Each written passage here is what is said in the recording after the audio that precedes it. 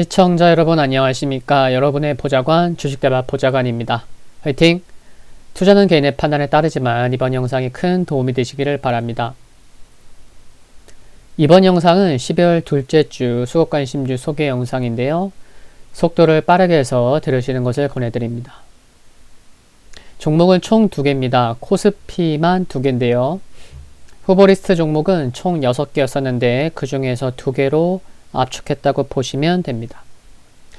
시장의 수급이 시가총액 상위 종목으로만 쏠리다 보니까 상승하는 대형주만 또 상승하는 흐름이 최근 트렌드라고도 할 수 있겠는데 12월 3일 목요일에는 양시장이 상승했음에도 하락 종목 수가 1300개가 넘으면 하락 종목 수가 더 많았고 다음날 4일 금요일에는 하락 종목 수가 더 늘어서 양시장이 상승했음에도 불구하고 1500개 종목이 하락했습니다.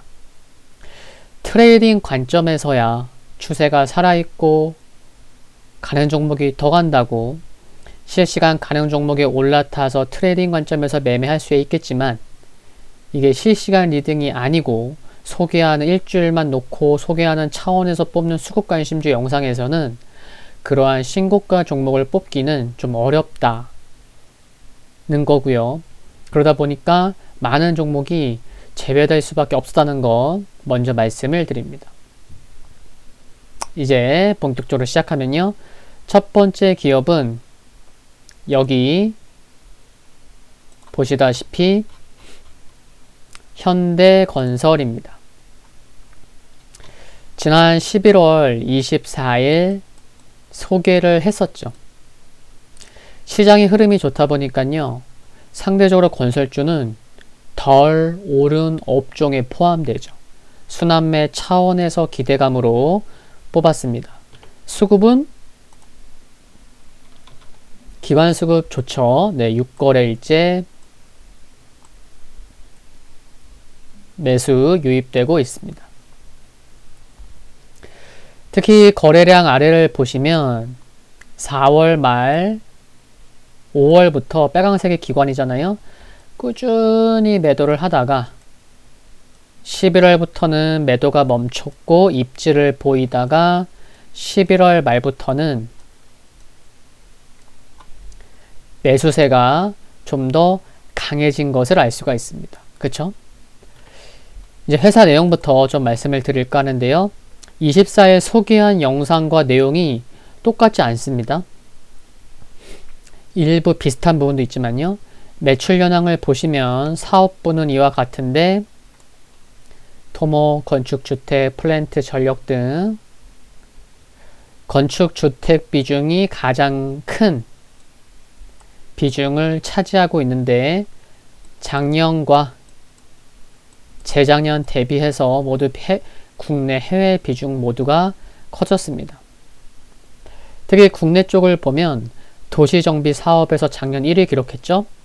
또 올해도 얼마요? 4조 4,500억 원 규모의 도시정비 사업 시공권을 따낸 것이 배경이 될 듯한데요. 현대건설이 3분기까지의 누적, 그냥 수주가 아니에요.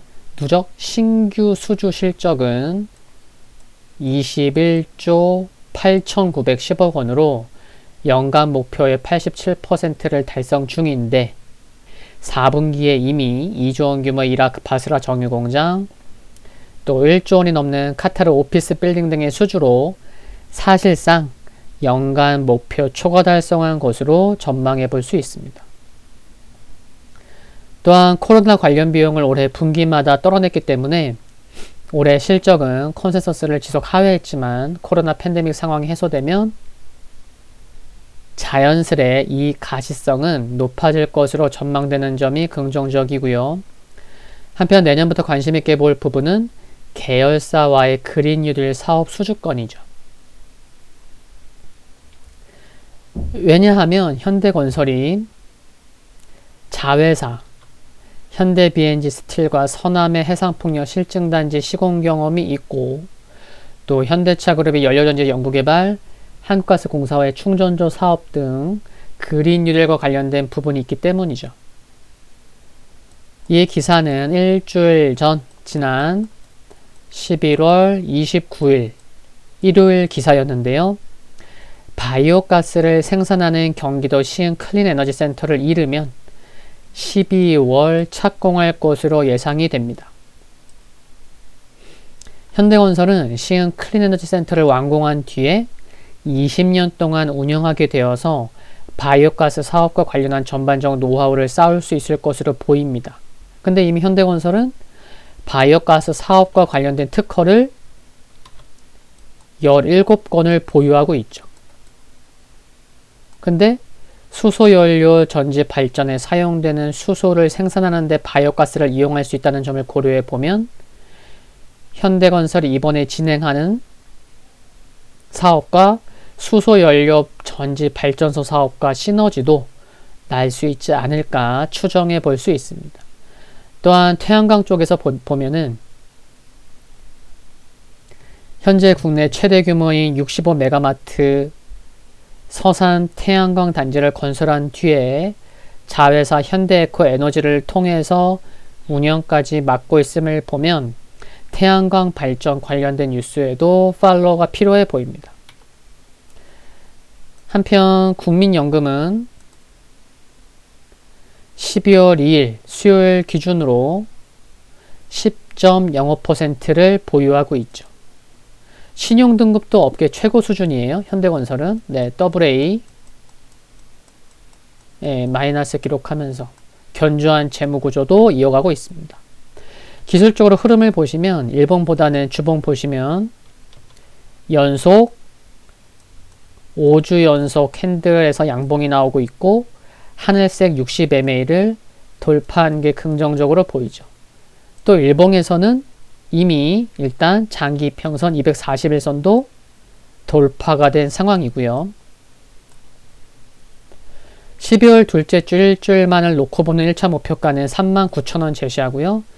단기적인 관점에서 손절 및 비중 축소를 고려해야 할 가격은 종가상 34,900원. 강하게 지켜지지 못할 시로 대응하시면 되겠습니다. 화이팅입니다.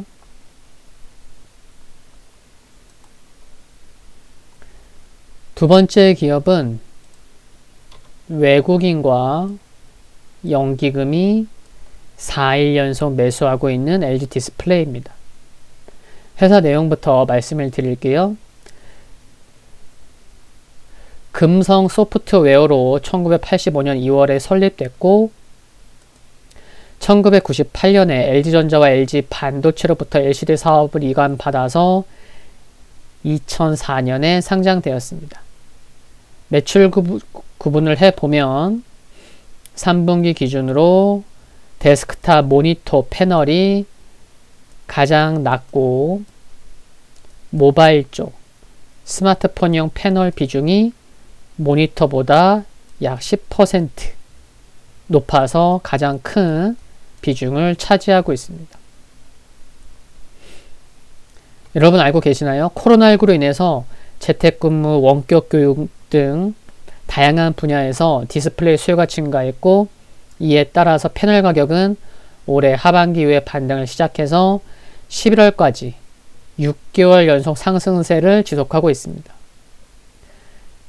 이제는 삼성과 LG가 LCD 사업 중단을 예고하고 있는데 전체 수급에 미치는 영향은 제한적일 것으로 전망되고 있고요. 어찌되었던 패널 수요는 내년에도 꾸준한 수준을 유지할 것으로 전망되는 점 긍정적이고요. 여기 보시듯이 삼성 디스플레이의 경우는 내년 3월 LCD 사업을 철수하고 이쪽에 이제 총력 집중할 계획인데요. 삼성도 미루다가 내년 3월에 이제 LCD 접을 텐데 LG 디스플레이도 원래 올해 말까지만 국내 LCD 생산을 중단하기로 발표했었지만 전략을 수정해서 이제 내년 말까지 잠정적으로 연기했죠.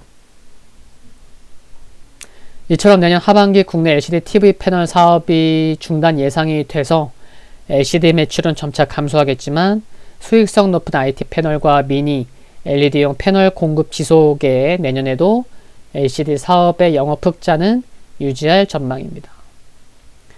3분기 실적을 보시면 영업이익이 3분기에 들어서서 드디어 7분기 만에 7개 분기 만에 분기별 흑자 전환을 했습니다. 애플의 최신 스마트폰 아이폰 12 시리즈의 스마트폰용 올레드 패널을 공급하면서 올레드 사업이 수익성이 개선된 영향이 컸죠. 이런 가운데 4분기 전망을 보면 LCD 패널 가격이 전분기 대비해서 TV의 경우에는 16에서 26% 수준, 모니터와 노트북은 3에서 11% 수준 상승해서 영업이익은 더 커질 전망이고요. 모바일 OLED 출하량은 전분기 대비 2배 증가한 1,400만 대로 추정되면서 OLED 적자폭을 더 줄여나갈 것으로 전망이 됩니다. 그리고 LCD 패널 가격의 경우에는 내년 1분기 정점을 찍고 하락할 것으로 전망이 되지만 하락 속도는 예년 대비 느릴 것으로 전망이 되고 있고 OLED 사업으로의 구조전환이 가속화될 것으로 전망되는 점은 긍정적인 부분이라 생각할 수 있겠습니다. 그리고 이 기사 기억하시나요?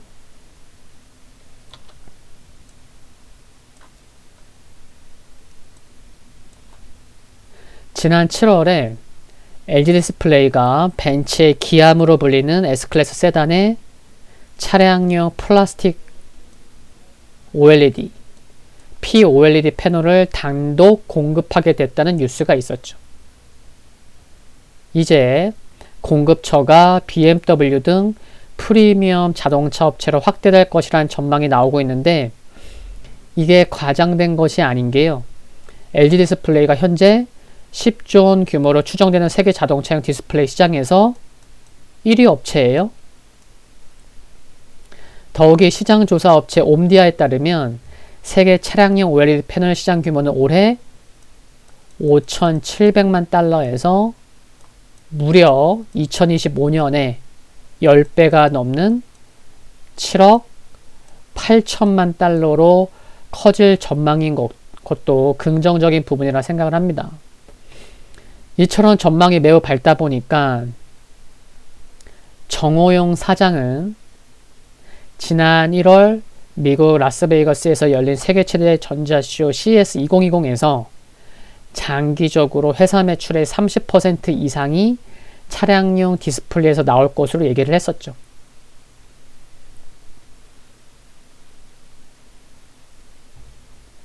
그리고 이 기사 아시나요? 8월 21일 주말에 나온 뉴스인데요. 이 기사로 인해서 LG 디스플레이가 지난 8월 24일 월요일 날 13% 상승했습니다. 어떤 뉴스였죠?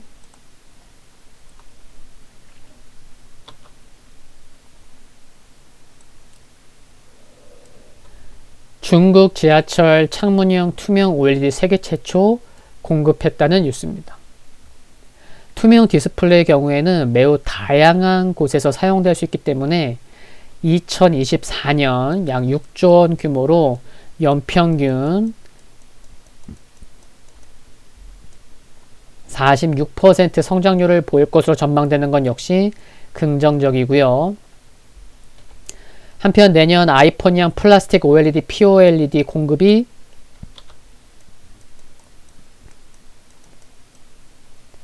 4천만 대에서 5천만 대 수준 전망이 되는 것을 감안하면 연간 견조한 가동률은 지속될 듯 싶습니다.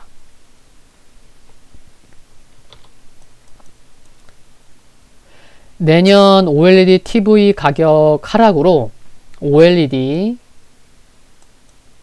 패널 출하량은 전년 대비해서 50%대에서 많게는 70%까지 증가할 것으로 전망이 되면서 점유율이 늘어나고 경쟁력이 강화될 전망입니다. 특히 게임용 GPU가 탑재된 고수익성 48인치 OLED TV 판매량이 큰 폭으로 증가할 전망입니다. 그리고 마지막으로 말씀드릴 부분이 뭐냐면요. 정호영. 너무나 유명하죠. 정호영 대표이사 사장 얘기를 좀 말씀을 드릴까 하는데 이분이 원래 LG화학 사장이었잖아요. 2016년부터 작년 9월까지 LG화학의 최고 재무 책임자 CFO 겸 사장을 맡고 있다가 LG디스플레이 사장에 올랐고 올해 3월 대표이사로 선임되었죠. 그러니까 LG디스플레이로 온 지 1년 조금 넘은 거예요. 그동안 LG디스플레이, LG화학, LG생활건강 등 LG그룹 계열사의 최고 재무 책임자를 지낸 재무 전문가로 매우 유명하죠. 증권사 연구원들이 꼽은 아시아 최고의 최고 재무 책임자에 선정되기도 했었고요. 냉철하고 꼼꼼한 성격의 소유자라고 평을 듣고 있습니다. 만 39세의 임원에 올랐고 40대 중반에 부사장으로 승진했으니까 그룹 내에서 능력을 인정받고 있는 것으로 생각해 볼 수가 있죠. 그리고 이미 정호영 대표이사는 지난 2008년부터 2013년까지 어디에 있었죠? LG 디스플레이에서 일했었어요. 이 당시에 뭐래요? CFO로. 그러니까 LG 디스플레이에서 호황과 불황을 모두 경험했던 분입니다. 이런 디스플레이 경험을 쌓은 점도 LG 디스플레이를 이끄는 수장으로서 장점이 될 수 있지 않을까, 그런 생각을 충분히 해볼 수 있지 않을까요? 이제 흐름을 봐보겠습니다. 하늘색 60일선이 지난 6월 초부터 우상향으로 돌아서서 지속적으로 우상향 기조를 아직까지도 유지하고 있는 점은 긍정적으로 보이고요. 또 거래량 아래를 보시면 올해 내내 매도를 해왔던 기관, 빨강색 기관이 12월 들어서 매도를 멈추고 매수로 돌아선 것도 긍정적으로 보이고요. 그쵸? 매수로 돌아섰죠. 언제부터? 12월부터. 또한 지난 9월부터 매수로 돌아선 외국인이 꾸준한 관심을 가지면서 지분을 늘리는 것도 참고해야겠습니다. 한편 5월 29일 기준으로 국민연금은 LG 디스플레이를 5.08%를 보유하고 있고요. 12월 첫째 주 일주일만 놓고 보는 1차 목표가는 17,500원을 제시하고요. 단기적인 관점에서 손절 및 비중 축소를 고려할 가격은 종가상 15,500원을 강하게 지켜지지 못할 시로 대응하시면 되겠습니다. 화이팅입니다. 12월 둘째 주 수급관심주 소개 영상은 여기까지입니다. 중간점검 영상은 수요일 장중에, 최종 리뷰 영상은 토요일 낮 12시에 업로드됩니다. 참고로 수급관심주 선정에 앞서서 후보 리스트 종목 영상은 이번에 6개였죠. 멤버십 등급 중에 보좌관 절친 가족에 가입하시면 미리 확인해 보실 수 있습니다. 후보 리스트 종목 영상은 절친 가족에게만 공개한다는 거죠. 구독과 좋아요 부탁드리고요. 영상물 아래에 좋아요 클릭은 큰 힘이 됩니다. 성공 투자를 기원합니다. 다음 영상에서 뵙겠습니다. 감사합니다.